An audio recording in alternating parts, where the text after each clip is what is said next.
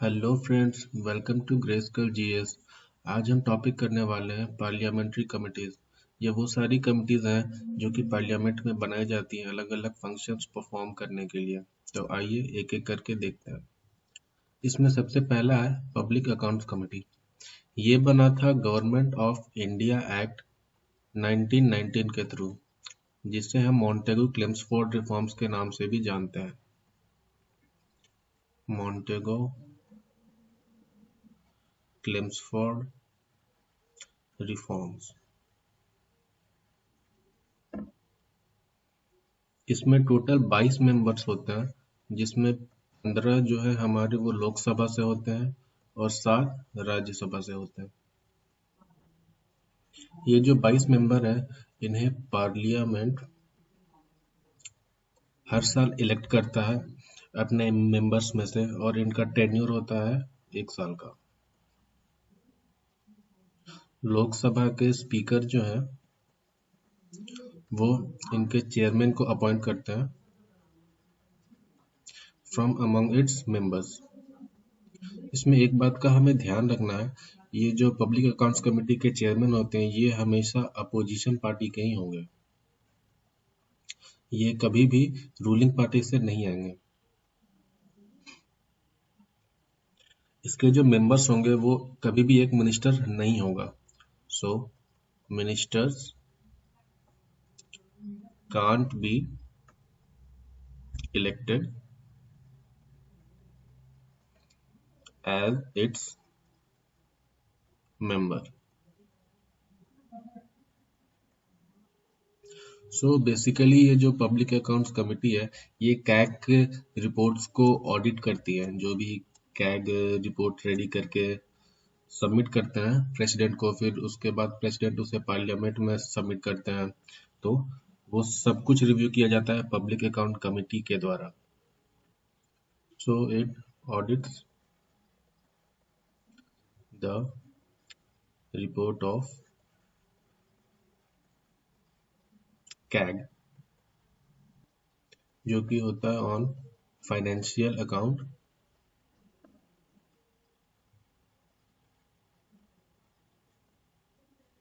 Appropriation account,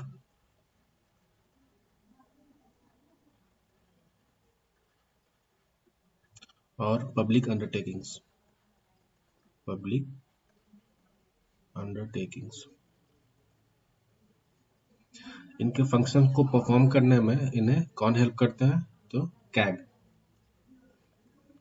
CAG इन्हें help करते हैं, इन्हें असिस्ट करते हैं अपने फंक्शंस को परफॉर्म करने में। तो ये सारे पब्लिक अकाउंट्स कमेटी के वर्क हैं जो ये परफॉर्म करते हैं। अब दूसरा है हमारा एस्टिमेट। एस्टिमेट कमेटी जो होता है, ये एक 30 मेंबर कमेटी है, जिसमें के सारे मेंबर लोकसभा से ही आते हैं। इसमें राज्यसभा का कोई मेंबर नहीं होता है। ये कमेटी भी 1 ईयर के लिए इलेक्ट की जाती है, और कोई भी मिनिस्टर है जो इनके मेंबर्स नहीं बन सकते हैं। ये बात हमें ध्यान रखना है। इसका जो चेयरमैन है वो स्पीकर, मतलब स्पीकर इन्हें अपॉइंट करते हैं फ्रॉम रूलिंग पार्टी,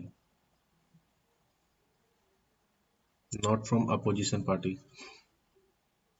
तो इनका काम जो होता है, ये बेसिकली करते हैं जो हमारा बजट्स का एस्टिमेट होता है, ये उन्हें एग्जामिन करते हैं, और अ, उसके बेसिस पर ये सजेशंस कहते हैं इकोनॉमिक्स के, जो कि यूज किया जाता है हमारे पब्लिक एक्सपेंडिचर में।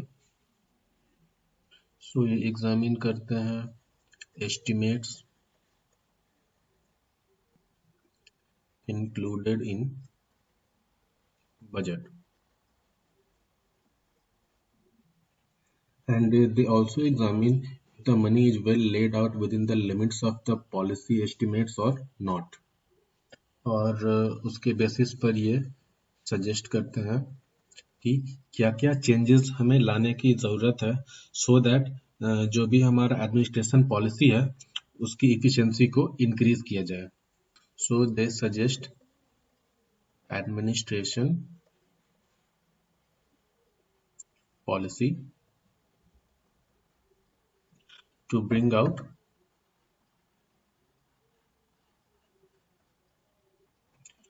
efficiency and economy in administration। तो ये सारे फंक्शंस थे हमारे एस्टिमेट कमिटीज के। अब इसमें नेक्स्ट है हमारा कमिटी ऑन पब्लिक अंडरटेकिंग।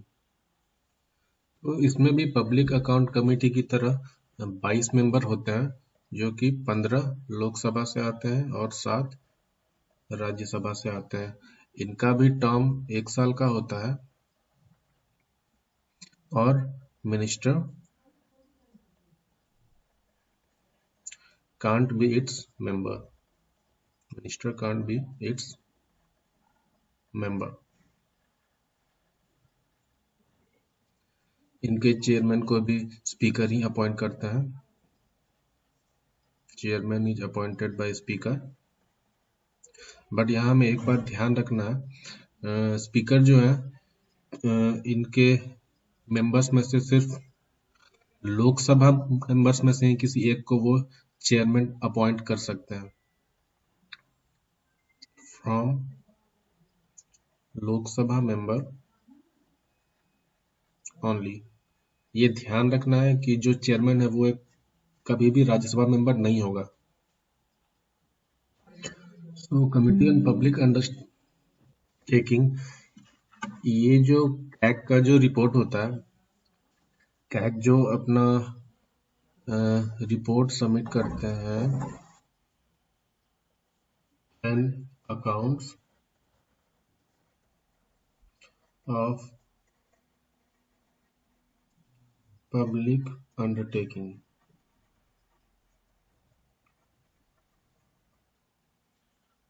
इसका मतलब ये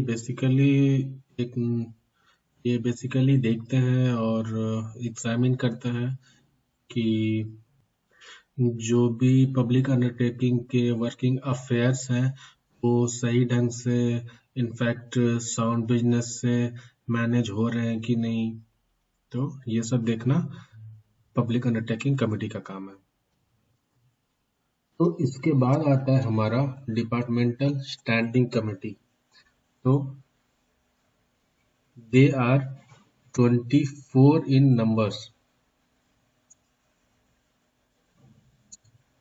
मतलब ऐसे 24 कमिटीज होते हैं जो कि पार्लियामेंट को असिस्ट करते हैं अलग अलग फंक्शंस परफॉर्म करने में। ये असिस्ट करते हैं पार्लियामेंट को in debating the budget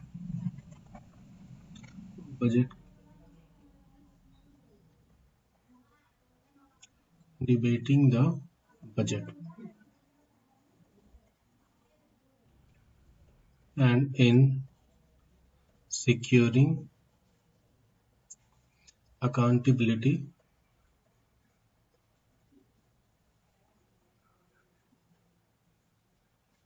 of the executive to the parliament।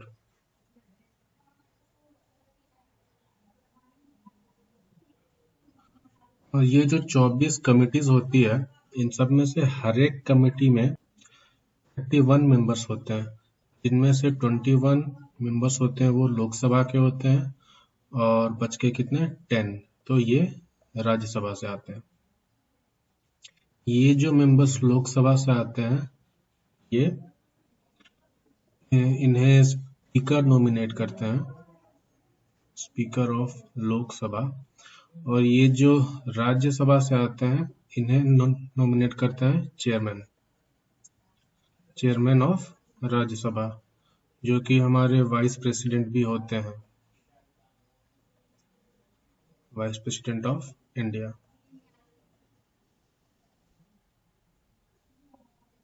और इसमें भी वही है, minister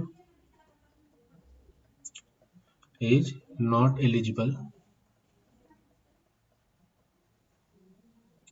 to be its member. Minister जो है इनके मेंबर नहीं बन सकते और इनके कुछ लिमिटेशंस भी हैं। तो इनके लिमिटेशंस हम देखते हैं।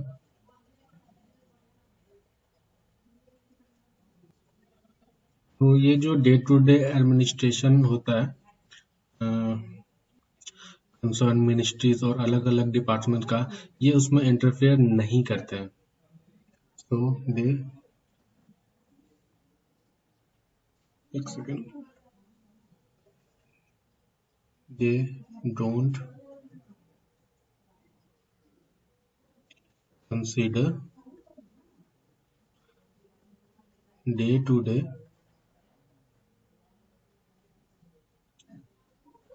matters concerned with different ministries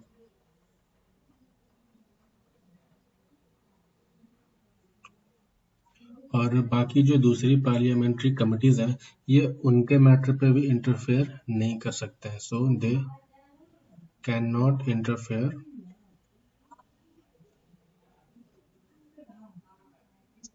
in the matters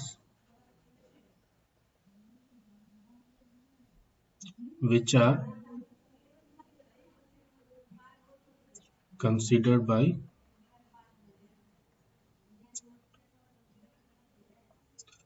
other parliamentary committees.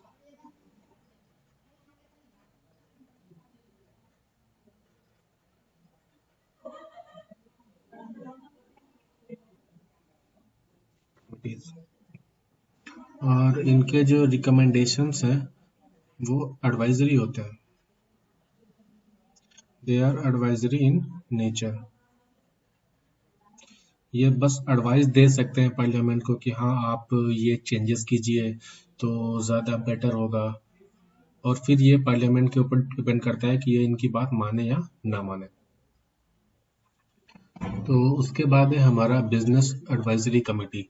सो इनका जो काम होता है वो बस डे टू डे जो प्रोग्राम्स होता है, जो टाइम टेबल्स होता है अलग अलग हाउस का, जो कि हमारा लोकसभा और राज्यसभा है, ये बस उन्हें रेगुलेट करते रहते हैं। तो they regulates the programmes and time table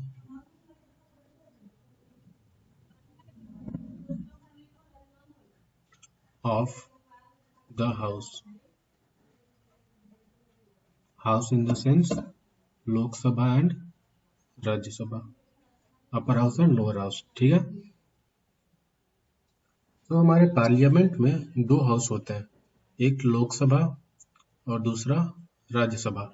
तो इन दोनों के लिए अलग अलग बिजनेस एडवाइजरी कमिटीज होती है। तो लोकसभा की जो बिजनेस एडवाइजरी कमिटीज होती है उसमें 15 मेंबर्स होते हैं और राज्यसभा में 11 मेंबर्स की कमेटी बनाई जाती है। तो लोकसभा का जो बिजनेस एडवाइजरी कमिटीज का जो चेयरमैन है,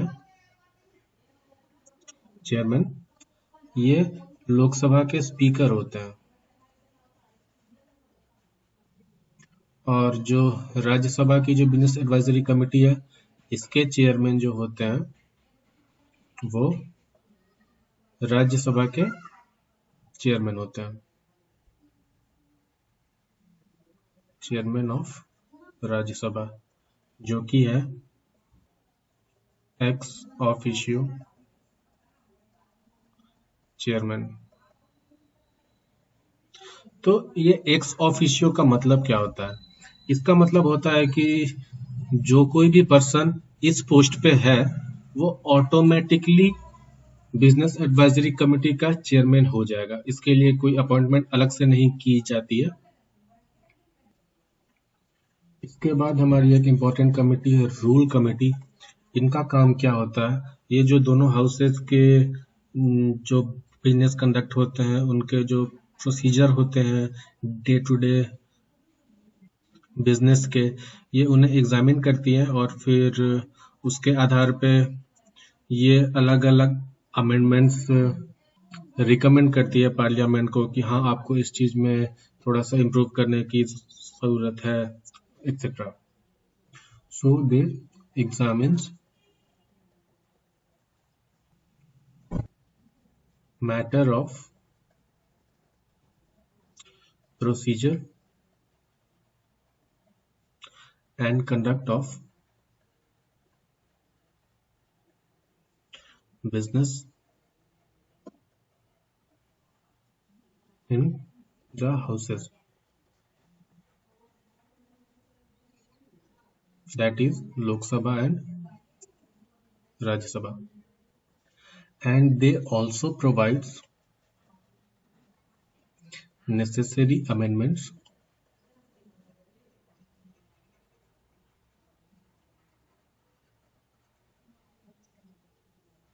or addition to the rule of house. ये अलग अलग अमेंडमेंट्स भी रिकमेंड करती है पार्लियामेंट को कि आप किस तरह से अपनी इफिशिएंसी बढ़ा सकते हैं. इसमें भी लोकसभा और राज्यसभा के लिए अलग अलग कमिटीज होती है. इसमें लोकसभा में 15 मेंबर कमेटी बनती है. एज चेयरमैन जो होते हैं वो स्पीकर होते हैं. उसी तरह से राज्यसभा में 16 मेंबर कमेटी बनती है और जो हमारे वाइस प्रेसिडेंट होते हैं इंडिया के, वो इसके एक्स ऑफिशियो चेयरमैन होते हैं. X officio chairman. उसके बाद नेक्स्ट है हमारा general purpose committee. General purpose committee तो ये क्या करते हैं? ये वो सारे काम करते हैं जो बाकी सारी पार्लियामेंट्री कमिटीज नहीं करती. So it considers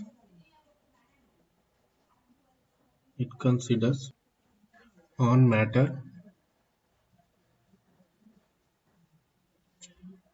which do not fall under the jurisdiction of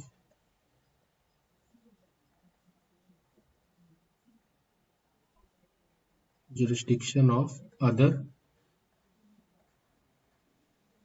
parliamentary committee. से मैं शॉर्ट में पीसी लिख देता हूँ, ये पर्सनल कंप्यूटर नहीं है. Here PC stands for parliamentary committees. इसमें भी जो इनके प्रिसाइडिंग ऑफिसर होते हैं, प्रिसाइडिंग ऑफिसर जो होते हैं वो अगर लोकसभा के लिए है तो वो स्पीकर होंगे और राज्यसभा के लिए है तो वो चेयरमैन होंगे. As ex officio chairman.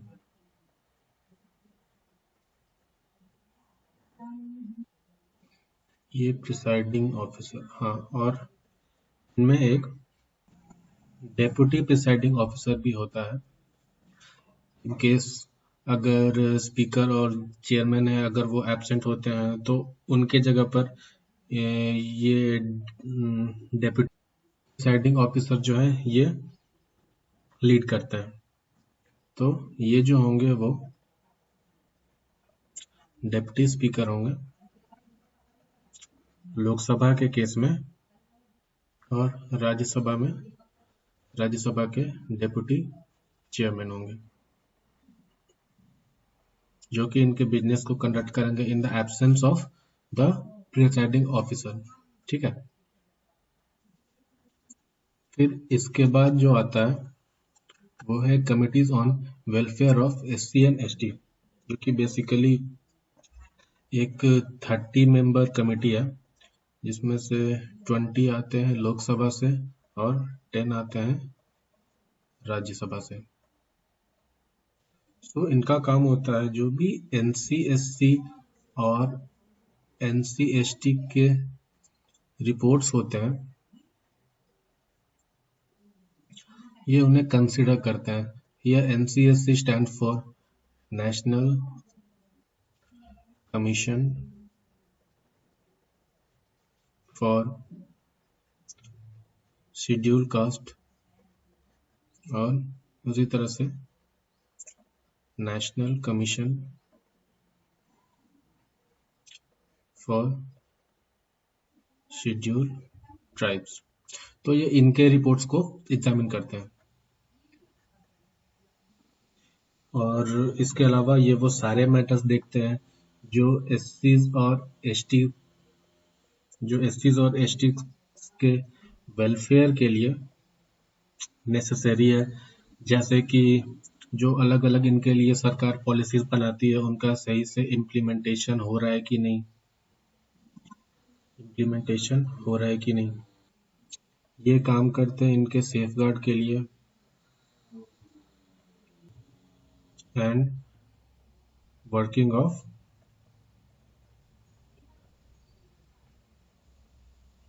Welfare programmes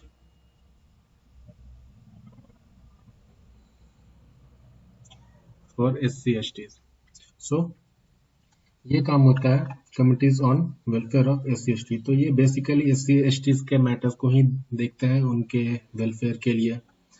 तो गाइज ये था हमारा आज का टॉपिक एंड आई होप कि आप लोगों को अच्छे से समझ आया होगा and thank you so much.